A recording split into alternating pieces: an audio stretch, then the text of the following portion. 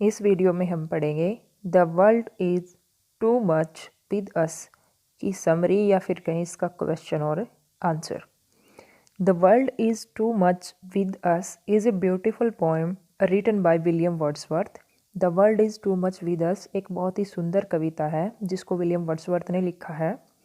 He is a nature poet. जो William Wordsworth हैं वो नेचर पोइट हैं, यानी प्रकृति के बारे में लिखते हैं।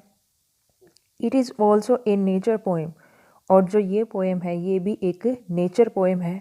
विच कंप्लेन का मतलब होता है शिकायत करना, और ये पोएम शिकायत करती है दैट कि द मॉडर्न एज की जो आधुनिक काल है या जो आधुनिक एज है has lost its connection to nature, कि जो आधुनिक एज है इसने अपना सारा कनेक्शन नेचर से खो दिया है।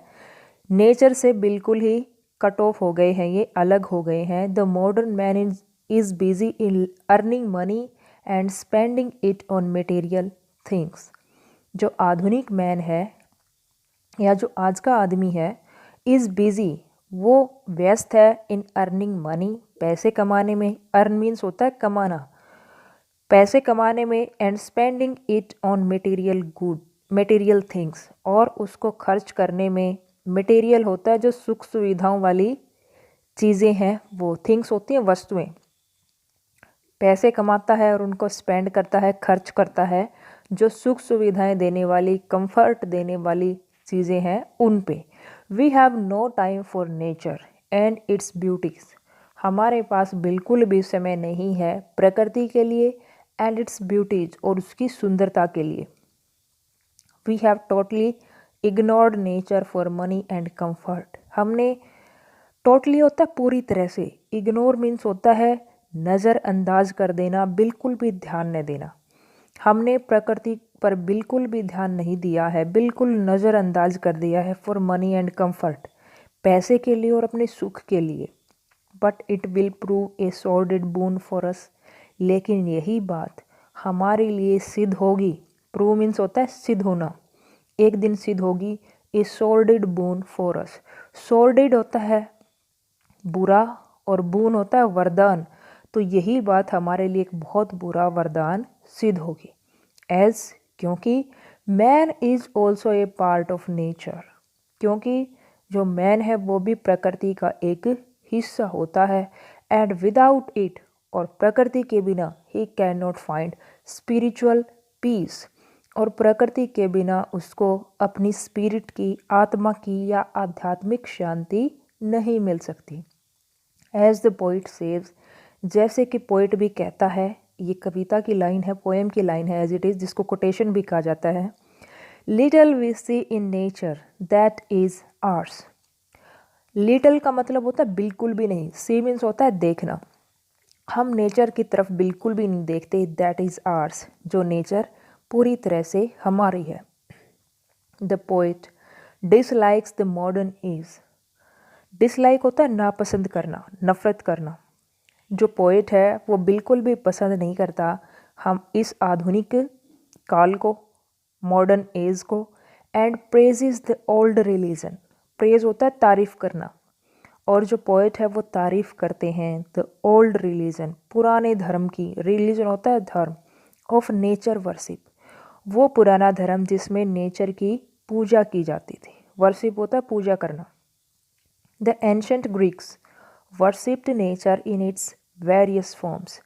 एंशियंट होता है पुराने, और ग्रीक्स मतलब जो ग्रीक देश है उसके रहने वाले। जो पुराने ग्रीक लोग हैं, ग्रीक देश, यूनान वासी भी तुम कह सकते हो, ग्रीक का हिंदी में नाम यूनान है। जो प्राचीन यूनान वासी हैं वर्शिप्ड, पूजा करते थे नेचर, प्रकृति की, इन इट्स वेरियस फॉर्म्स, अलग अलग प्रकृति के जो अलग अलग रूप हैं उन सभी की पूजा करते थे। They were better than the modern generation. Generation होती है पीढ़ी, और मॉडर्न होता है आधुनिक। जो आधुनिक पीढ़ी है उससे तो वो बहुत ज़्यादा बेटर थे। Even the poet wants to be a pagan. यहाँ तक कि जो कवि हैं, पोइट हैं, वो भी एक पैगन बनना चाहते हैं। पैगन होता है वो धर्म जो इसमें बताया गया है, वो प्राचीन धर्म जिसमें प्रकृति की पूजा की जाती थी। He wants to worship nature as God, वो चाहते हैं पूजा करना प्रकृति की, एक गॉड की तरह, भगवान की तरह। The poem is a sonnet, ये कविता है, ये एक सोनेट है। सोनेट का तुम्हें पता ही होगा, ए पोएम ऑफ 14 लाइन्स।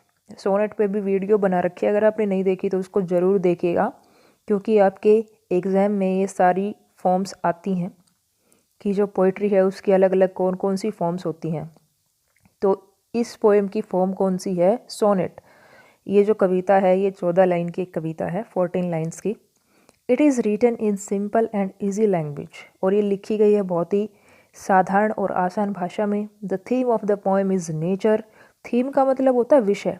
जो इस पोएम का विषय है वो है नेचर, प्रकृति। The poet has used alliteration, poet ने प्रयोग किया है। एलिट्रेशन का मतलब होता है अनुप्रास अलंकार।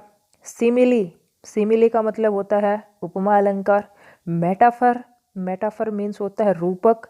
एंड एल्यूजन, एल्यूजन का मतलब होता है रेफरेंस देना, किसी दूसरी चीज़ का जिक्र करना। और इस पोएम में जिक्र किया गया है ग्रीक के पुराने जो गॉड हैं उनका, पुराने जो भगवान हैं उनका। To make the poem beautiful and effective, poet ने एलिट्रेशन, सिमली, मेटाफर और एल्यूजन, इन सब का प्रयोग किया है पोएम को सुंदर बनाने के लिए एंड इफ़ेक्टिव, और भी प्रभावी बनाने के लिए।